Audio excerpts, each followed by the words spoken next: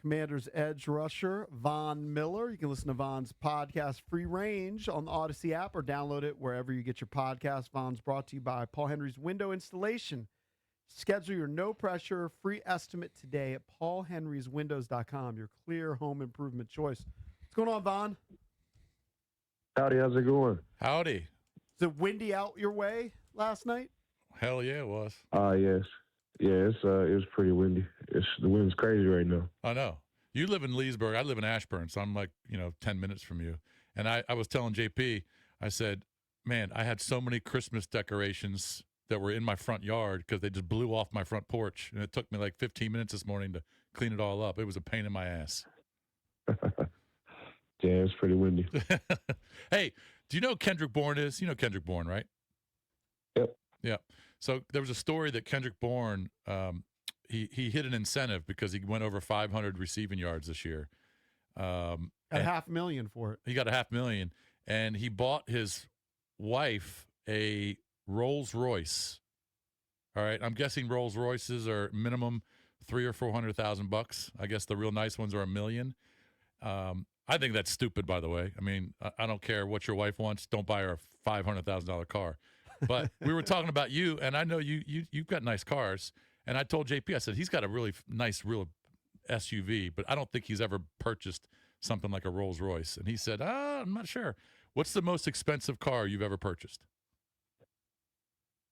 Yeah, I'm not really a car guy. Okay. But I did have a Lamborghini Aventador back in 2019. What does that cost? Man, I don't know. I think it was 600 back then. All right, you were right, JP. I mean, he bought a $600,000 car. You were Here's right. my question: when you have a car like a Lamborghini, all right, you're not supposed to drive it 150 miles an hour, right? Mm-hmm. But when you have a Lamborghini, you're going to want to take it to very high speeds. What did you do about that? Did you find like a place where you could race it around, or? I mean, this is in 2019, but I did take it up. I did drive it pretty fast. So I got it pretty fast. I took it up a little bit. I had it in Miami when I was in Miami in 2019, and I ran it pretty good. Yeah. Hey, I wanted to ask you about. Did you get nervous driving it really good? See, he doesn't want to say how fast. Yeah, you don't have to say that. When I was a teenager, I took my Oldsmobile Cutlass Supreme, which was like a 1980. Yeah. And I took it to 100 on Route 50. And I remember getting nervous about that. You should have been nervous. I was mostly nervous that I was going to get pulled over. Why did you drive it 100? I just wanted to see. I wanted to get it to 100 to see what it felt like. So dumb. Yes, it was dumb. I was 17. Taking a Cutlass 100. Hey, I wanted to ask you, Von, about the DK Metcalf situation. I know you saw it with the fan. Apparently, Jay Glazer did some research, and he talked to the security team for the Seattle Seahawks. And DK Metcalf, he knew exactly who this guy was, and this fan was making derogatory and I think racial remarks to him when he was a Seattle Seahawk. So he knew this fan. He knew him. And other fans around him corroborated the story. So what was your take on that and your take on a 2-game suspension if this guy had been making racial remarks to DK Metcalf in the past? I'd want to punch him too. Yeah, I mean, that's always tough, whenever, when they try your integrity like that. But I just feel like you empower the guys whenever you walk over there. Like, there'd be another thing if the fan jumped over the rail and walked, right onto the field and up to you. Mm-hmm. I think you empower him whenever it's the other way around. Whenever I reverse it and I acknowledge him, when I play in the game, it's, you hear fans say all type of crazy stuff, but like 95% of the time I just act like I don't even hear it, and it's like it's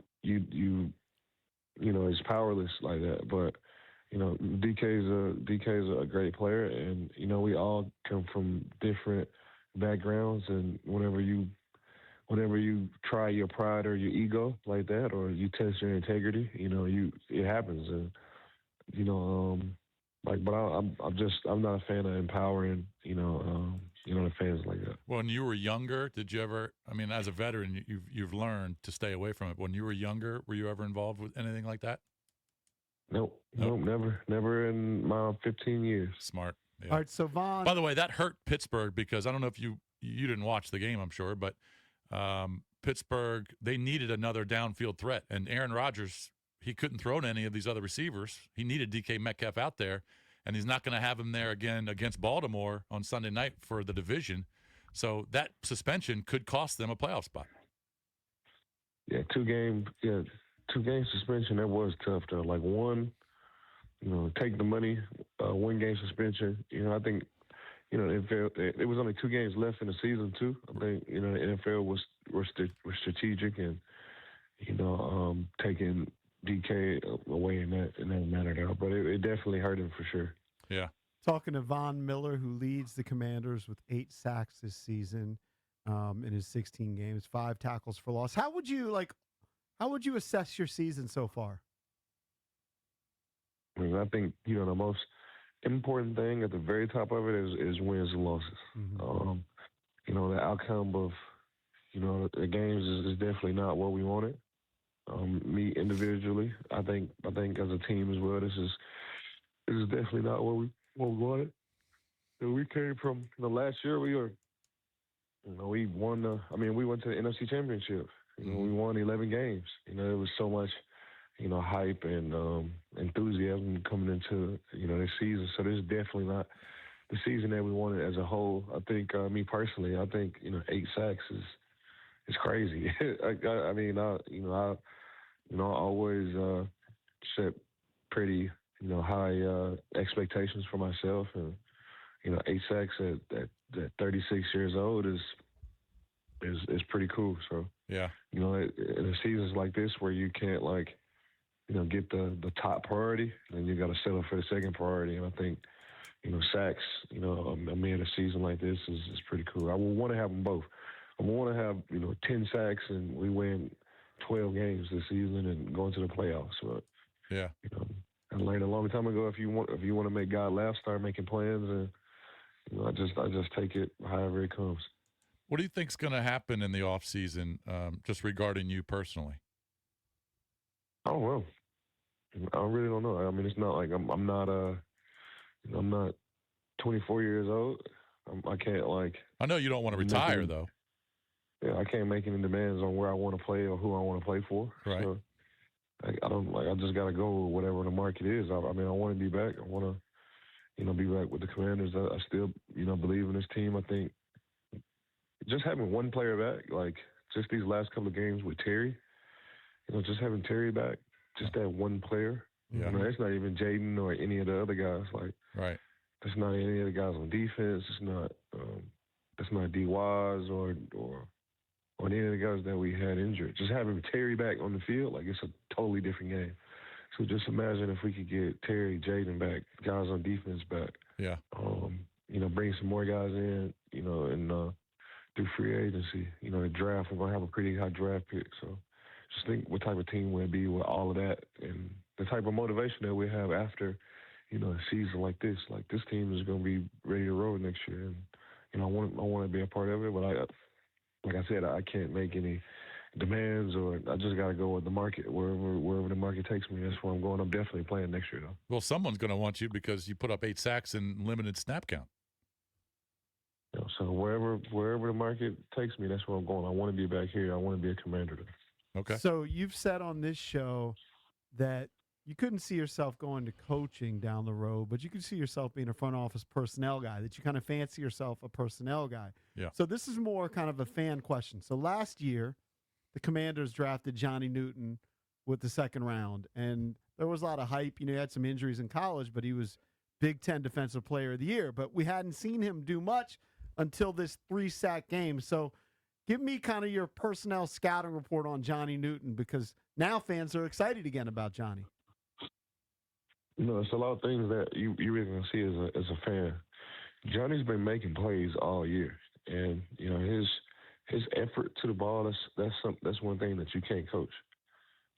He plays behind D-Payne. He plays behind other guys. He's in the rotation.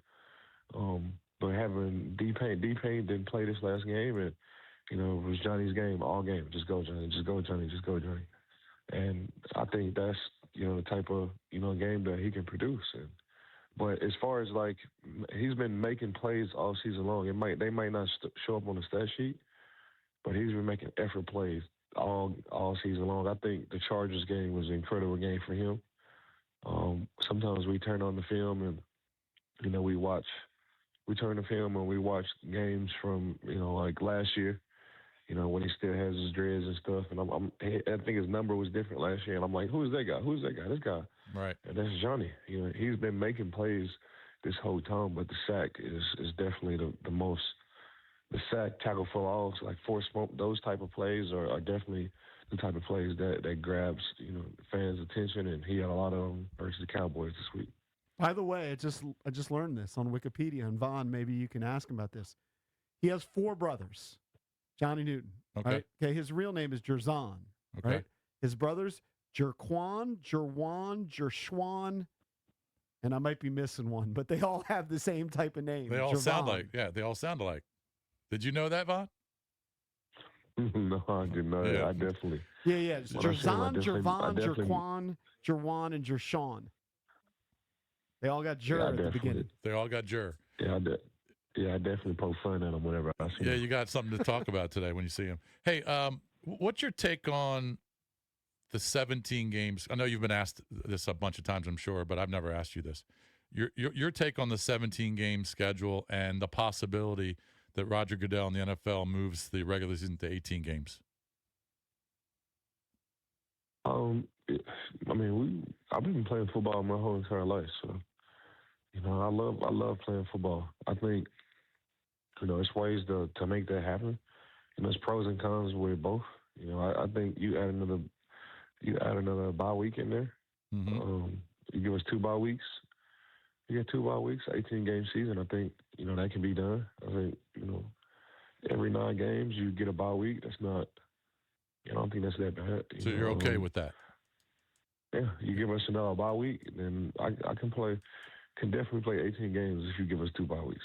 Yeah. And then the way they space it out with the Thursday night games and all of it's ways to make it happen. I love playing football, and you put the money in there too, and you stretch it out to 18 games. There's ways to make it happen for the players too and the owners. I think it's a fair discussion to be made on both ends. Now, if you give us 18-game season and you only got 1 bye week and you gotta go, that's too hard. Yeah, you gotta go a 16-game stretch. Like that's ridiculous. Yeah. I think, but if you can throw in 2 bye weeks, space in those Thursday night games and a cool way to build some rest in there too. Those Thursday night, Monday night. Those Thursday night, Monday night stretches. Yeah. I think it's a way for it to happen for the players and the owners. Had you ever played on Christmas before? No, that was my first time playing on Christmas. I had played on Thanksgiving before. Yeah, right. But that was my first time playing on Christmas. Were your kids with you the next day? Yeah, they were with me. We had to stay in the hotel the night before the game, but yeah, they were in town. Okay. Hey, just in terms of the NFC going forward, I think the playoffs are going to be wide open. I mean, AFC and NFC, I can't really pick a team where I say, all right, they're a surefire Super Bowl team. In the NFC, just in particular, is there a team that you think is pretty strong that you would consider a favorite to win out, or do you think it's pretty wide open? Oh, the playoffs are so crazy.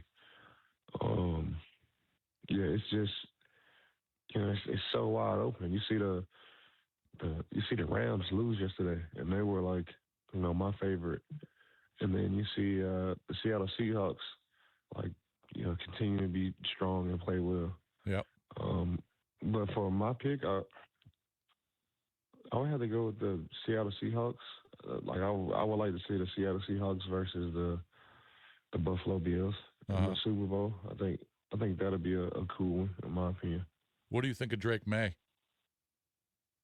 I think Drake can play too. I think, that division over there, I mean, they've already beaten the Buffalo Bills one time, and they had them in a second game. I think they were up 21-0 in that game too, Right. and they allowed them to come back. So, yeah, the playoffs are different. So I think, Drake May and the New England Patriots can do it as well. I think the Denver Broncos still got a strong team. I think that loss to the Jacksonville Jaguars it wakes a team up like that. Like, you realize, like, hey, like, we won 10 games in a row or 9 games in a row, whatever it may be, but we can still be beaten. Like, we gotta play a certain way to get it done. I think, those could be wake-up calls for teams like that. So, Buffalo Bills, Denver Broncos, New England Patriots, I think the Rams, Seattle Seahawks. Sleeping on the Niners. Niners, McCaffrey. I think the 49ers. McCaffrey's a beast. I think the 49ers. Yep. I think the 49ers can do it too. I think the 49ers are definitely hungry. They've been, to 2 Super Bowls before and lost. So I think those type of losses can wake a team up as well. So I think those 3 teams on both sides are teams, in my opinion. If I can't go with the Commanders, those are the teams that I got to pick. Gotcha. You guys have been eliminated, just so you know. You can't go with the Commanders. Yeah, you can't go with you boys. All right, Von, of course, people can check out your podcast, Free Range, on the Odyssey app. Download it wherever you get your podcasts. And he's brought to you by Paul Henry's Window Installation. Schedule your no-pressure free estimate today at paulhenryswindows.com. Your clear home improvement choice. Hey, 2 sacks, you get to 10. That would be sweet. Yep. Yeah, that would be sweet, man. That would be sweet. Well, get after Hurts if they're playing. I'm not sure if the Eagles are going to play their starters, but get after him. We're getting after McKee. I appreciate you guys. Hey, right, it was great talking to you this year, man. I'm not sure what our schedule is with you going forward, but it was really cool. Yeah, thanks, guys. I appreciate you guys for having me, man. This was really cool. All right, that's All right, Von Von. Miller, All right, up to 8 stay sacks. healthy, buddy. Leads the team in sacks. Sadly. Yep. 8 sacks, the leader. Second is 5.5, which I think is still a tie between Dorrance Armstrong, who hasn't played in months. In what, 2 months? Right. When's the last time Dorrance Arms? It's been a while. Second leading sack guy at 5.5, and I think maybe Jacob Martin.